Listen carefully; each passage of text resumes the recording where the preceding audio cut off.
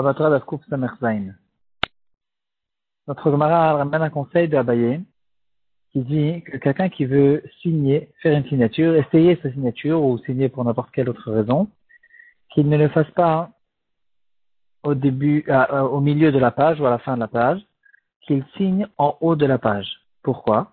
Parce qu'on craint que s'il va signer au milieu de la page ou à la fin de la page, il y a quelqu'un qui va trouver ce morceau de papier sur lequel il y a la signature de cette personne et au-dessus de sa signature, il va écrire ce qu'il veut, telle et telle personne, je sous-signé que je dois telle et telle somme à lui-même, à celui qui va falsifier ses papiers, et il va se retrouver avec la vraie signature de cette personne qui aura pas grand-chose à faire pour se sauver de cette situation. À ce propos, avant de commencer, une petite histoire sur Ephraim Kanevsky. Ephraim Kanevsky, longtemps avant qu'il soit niftar, il a eu ce qu'on appelle un roi mokri, un AVC, je crois que ça s'appelle, un problème dans le cerveau. Après qu'il a eu les soins médicaux et tout ce qu'il fallait pendant plusieurs jours, tout le monde faisait des filottes pour lui. On lui a demandé de signer son nom sur un papier, parce qu'on voulait savoir au fait qu'est-ce qui a été affecté, est-ce qu'il a oublié certaines choses, etc. Donc la première chose qu'on demande, c'est on demande à la personne de signer son nom. Et on a remarqué qu'il a signé son nom tout en haut de la page. Alors on lui a demandé pourquoi tu as signé en haut. Il a dit dans cette Gemara dans Masechet Bava Batra, Nafkuf Samer Zayin, qui dit que si quelqu'un te demande de signer ton nom, alors ne signe pas ton nom au milieu ou à la fin de la page. Comme ça, ils ont remarqué au fait que non seulement il se rappelait de son nom, mais il se rappelait au fait de tout le chasse. Une histoire qui est arrivée il y a quelques années à Yerushalayim, avec un problème qu'il y a eu dans un Bet Din. C'était quelqu'un qui a attaqué un Talmid Chacham important, une personne importante, un Talmid Chacham reconnu, et en fait il a attaqué au Bet Din en disant que ce Talmid Chacham il lui donne une énorme somme, et pour prouver ce qu'il disait, il a sorti un papier sur lequel il y avait la signature de ce Talmid Chacham. Le Talmid Chacham il disait, c'est vrai que c'est ma signature, mais moi je connais pas cette personne et j'ai d'ailleurs jamais emprunté cette somme. Et c'était quand même bizarre aux yeux du Bet Din. Qu'est-ce que c'est cette histoire? Il dit qu'il est d'accord que c'est sa signature et c'est pas une signature qui a été falsifiée par quelqu'un d'autre. Et quand même, il dit qu'il n'a pas emprunté cette somme. En général, on ne croit pas à une personne qui dit une chose comme celle-là. Mais quand même, ils ont vu ici qu'il y avait quelque chose de bizarre.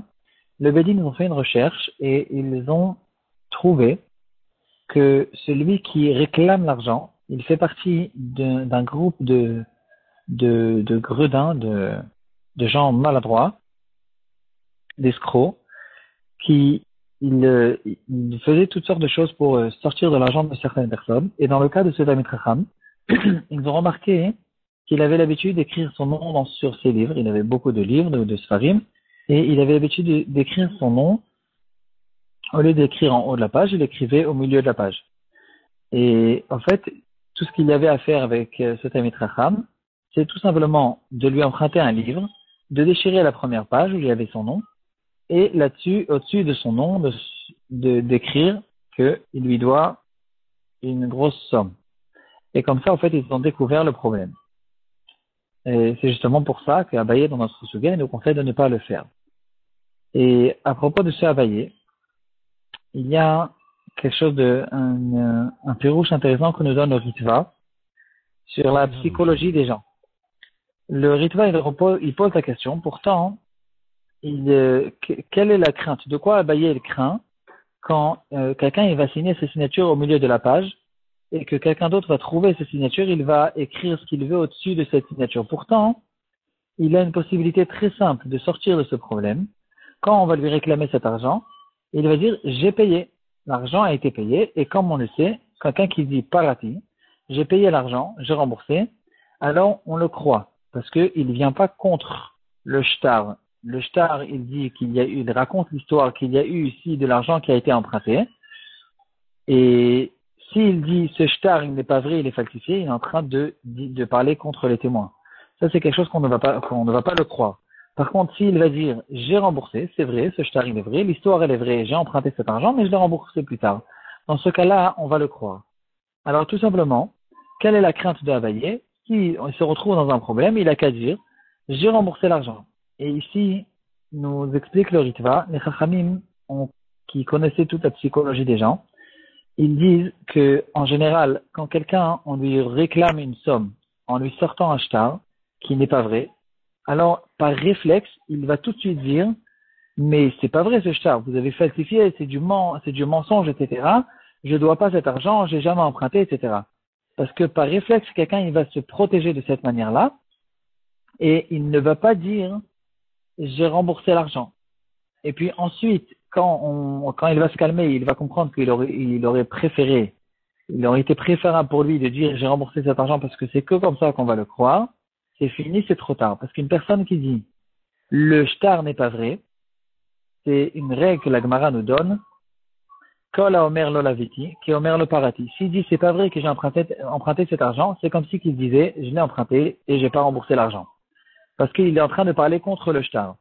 Et donc, ensuite, après qu'il a avoué, entre guillemets, avoué qu'il y a eu l'emprunt, que l'emprunt il a eu lieu, parce qu'on ne le croit plus, c'est fini, il n'a plus la possibilité de dire non, en fait, j'ai emprunté, mais j'ai remboursé l'argent, parce que bien sûr, il est en train de se contredire.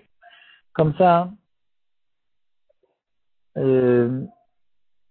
cette halakha est tranchée dans le Shulchan Aruch, Shel Mishpat Siman Samech Tet Seif Bet, et c'est pour ça que nous conseille à Abaye de ne jamais signer au milieu de la page, mais de tout temps de ne pas laisser de la place au-dessus de la signature.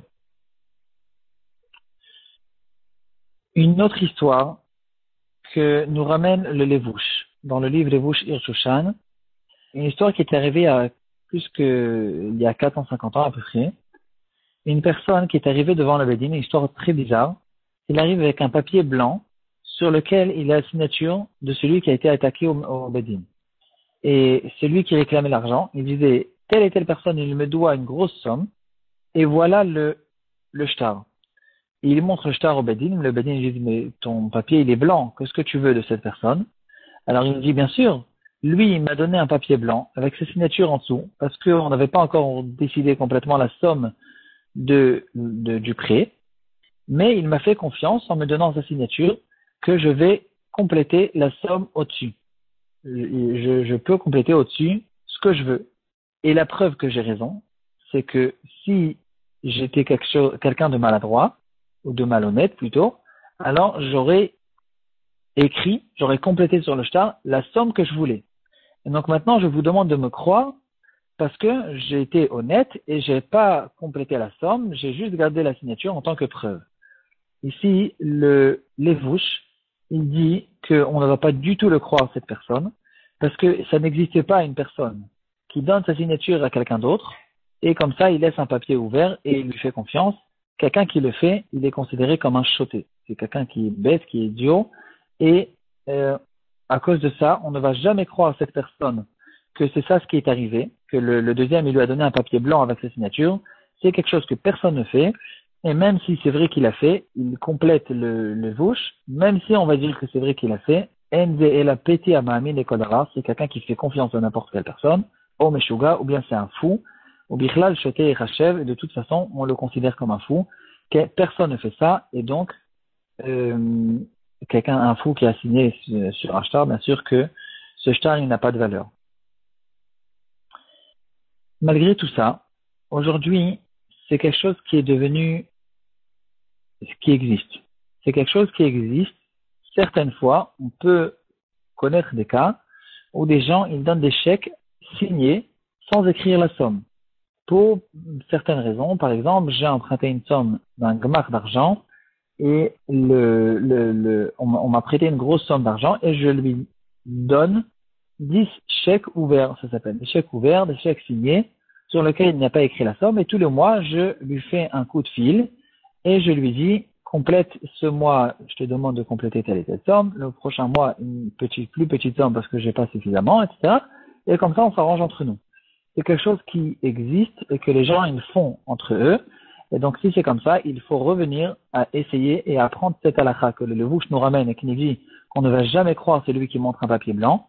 Ici, quand même, dans le cas du chèque qui est signé, puisque c'est quelque chose qui existe et que les gens, ils font, alors la halakha sera, nous disent les poskim d'aujourd'hui, que dans le cas où quelqu'un il fait confiance à une deuxième personne, il lui donne un chèque signé, alors il peut écrire ce qu'il veut sur le chèque et l'encaisser et on va le croire parce que c'est lui le propriétaire du chèque qui a signé sur son chèque, il lui a fait confiance et donc maintenant il ne peut pas revenir en arrière et dire il est en train de me voler, etc.